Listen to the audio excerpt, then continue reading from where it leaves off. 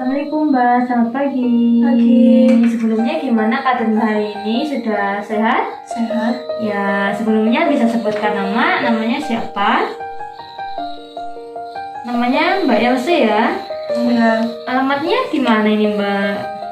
Kali Bangkang. Kali Bangkang ya? Ya, baik. Sebelumnya perkenalkan, saya perawat Intan ya. Saya bertugas di jam 7 sampai jam 2 nanti. Untuk tujuannya, tujuan saya ke sini itu saya ingin mengajak Mbak untuk ngobrol-ngobrol, berbincang-bincang. Siapa tahu nanti saya bisa membantu Mbak ya. Katanya Mbak kan ada masalah, jadi nanti kita bisa bincang-bincang ya Mbak ya. Mbaknya bersedia tidak? Bersedia. Ya, untuk kontrak waktunya nanti sekitar 15 menit. Ya. Mbaknya sudah nyaman di sini atau kita mau pindah di tempat yang lain? Di sini saja. Di sini saja ya. Ada pertanyaan tidak Mbak? Enggak, Sus. Ya, jika tidak, saya mulai ya. Sebelumnya mari kita baca bersama-sama. Bismillahirrahmanirrahim. Baik, tadi kan kita sudah kontrak waktu ya Mbak ya. Tadi Mbak sudah menyetujui. Di sini saya mau sedikit bertanya-tanya nih ke Mbak. Ada beberapa pertanyaan. Mbaknya bersedia ya? Sedia. Ya, sebelumnya nama Mbak siapa nama lengkapnya? Elsa Agustina. Mbak Elsa Agustina ya. Untuk alamatnya? Kali Bangkang. Alamatnya Kali Bangkang. Sebelumnya mohon maaf, umurnya berapa ya Mbak? 20 tahun. 20 tahun. Agamanya? Islam. Islam ya. Jadi sebenarnya sudah disampaikan oleh pihak keluarga. Saya cuma bertanya ulang ya Mbak ya. Agamanya Islam ya. Iya. Mohon maaf, sudah menikah? Belum. Belum ya, belum menikah. Untuk pendidikan terakhirnya? SMA. SMA ya. Sudah bekerja Mbaknya? Belum. Belum.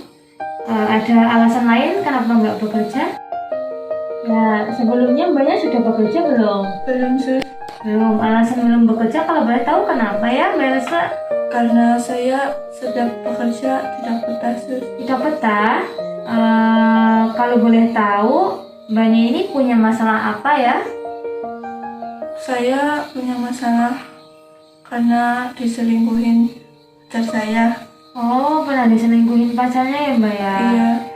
Untuk riwayatnya sebelumnya Mbaknya sudah pernah masuk ke rumah sakit atau belum? Belum. Belum, berarti ini baru pertama kali ya di rumah sakit ini Iya, ya.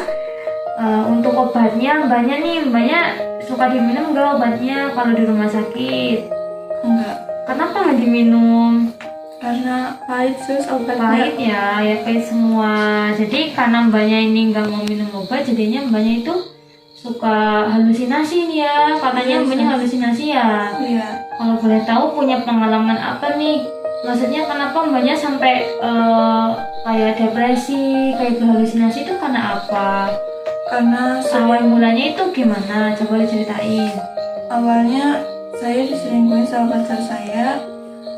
Saya nggak nyangka gitu, Sus. Jadi saya mikirin terus. Jadi depresi kayak gini. Ya, tadi kan Mbaknya sudah cerita ya, sudah cerita sedikit bahwa Mbaknya itu berarti bisa dibilang itu ditinggalin pacarnya ya, kayak diselingkuhin. Jadinya Mbaknya tuh ngerasanya depresi ya, seperti itu ya. Iya. Terus selain itu gimana? Kalau sama orang lain atau di lingkungannya itu gimana ya? Rasanya itu sedang melihat orang kayak terbayang-bayang sama pacar saya, Sus. Berarti Mbaknya kayak halusinasi ya, Iya, kayak Sus. belum bisa melupain. Oh, kayak gitu ya. Terus saya mau nanya nih, kalau misal Mbaknya udah ngerasa berhalusinasi, kalau misal Mbaknya lagi halusinasi nih biasanya yang dilakuin itu apa? Biar Mbaknya tuh mungkin bisa lebih tenang kayak gitu. Nggak ngapa-ngapain, Sus, cuma bengong aja.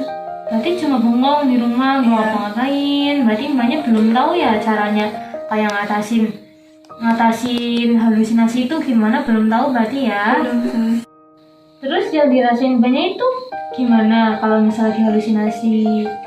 Rasanya deg-degan, Sus. Rasanya deg-degan, berarti Mbaknya nggak tenang ya. Iya, Sus.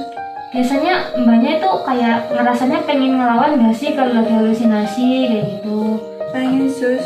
Cuma kayak susah gitu. Susah ya, jadi nanti saya ajarin nih cara-caranya biar Mbaknya lebih tenang. Jadi Yang pertama, kalau misal banyak lagi halusinasi, terus rasanya itu deg-degan, yang pertama mbaknya itu harus tenang ya, harus tenang, nggak boleh panik. Terus yang kedua, mbaknya sering-sering ngobrol sama orang, jadinya mbaknya itu nggak kebayang sama mantan pacarnya mbak, gitu ya. Iya sih. Intinya sering berinteraksi sama orang.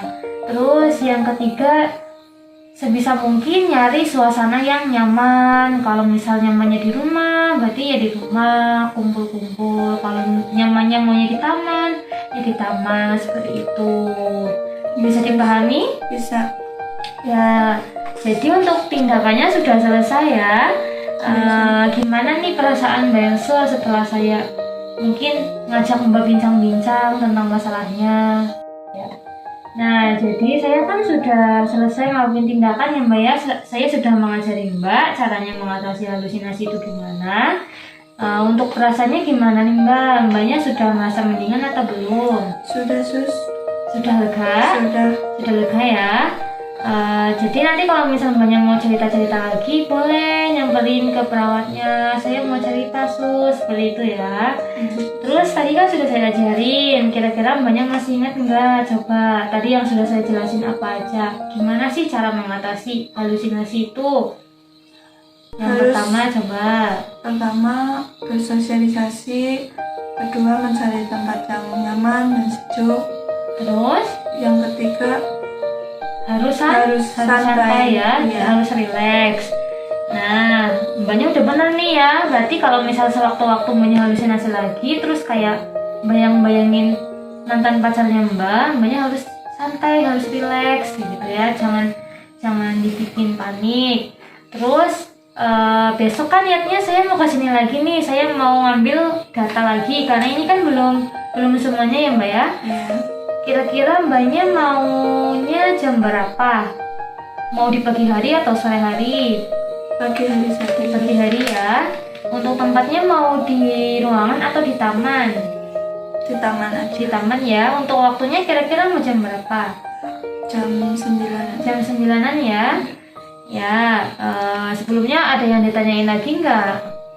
Enggak sus. Nggak ada ya? Nggak ada. Ya, kalau nggak ada, saya pamit buat keluar dulu ya dari sini ya. Iya. Assalamualaikum. Waalaikumsalam.